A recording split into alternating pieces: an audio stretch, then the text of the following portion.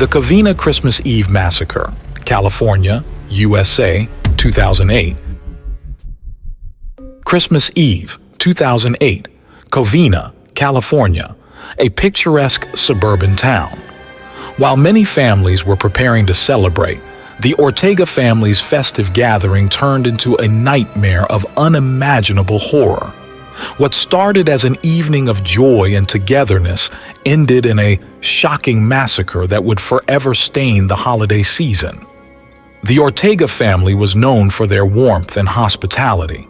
Joseph and Alicia Ortega, the beloved grandparents, had invited their children, their spouses, and their grandchildren to celebrate the holidays together.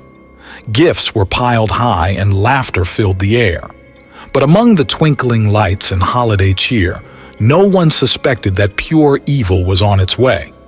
That evening, Bruce Jeffrey Pardo, a man with a troubled past and a bitter grudge, was preparing for an entirely different kind of Christmas.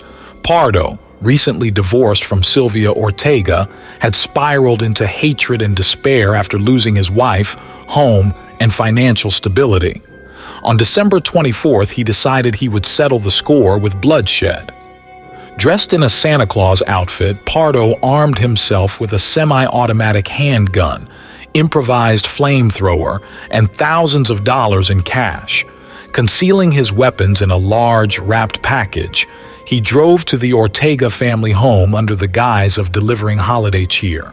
What he unleashed was pure terror. At around 11:30 p.m., the doorbell rang. 8-year-old Katrina, Sylvia's niece, answered the door with excitement.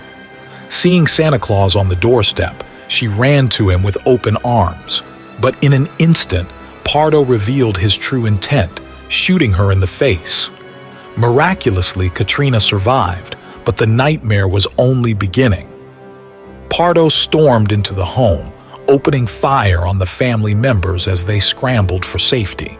Children screamed, adults shouted, and chaos erupted.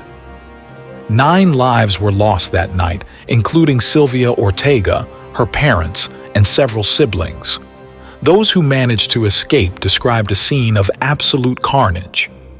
If the gunfire wasn't enough, Pardo then unveiled his horrifying second plan. He ignited a homemade flamethrower, torching the house and everything in it. The once cozy family gathering turned into a burning inferno that could be seen for miles. As first responders raced to the scene, Pardo fled to his brother's home in nearby Sylmar.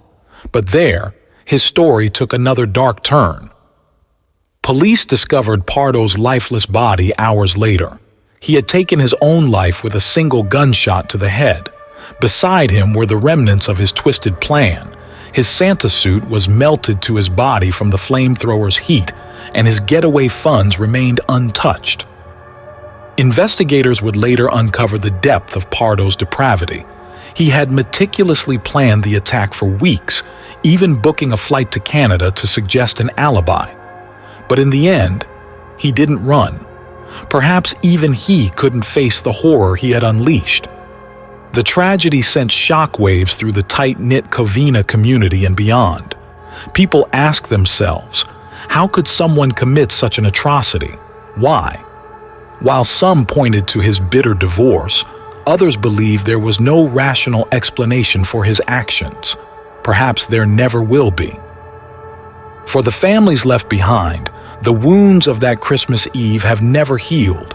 Survivors like Katrina have had to live with the memories of that horrifying night, scars both physical and emotional.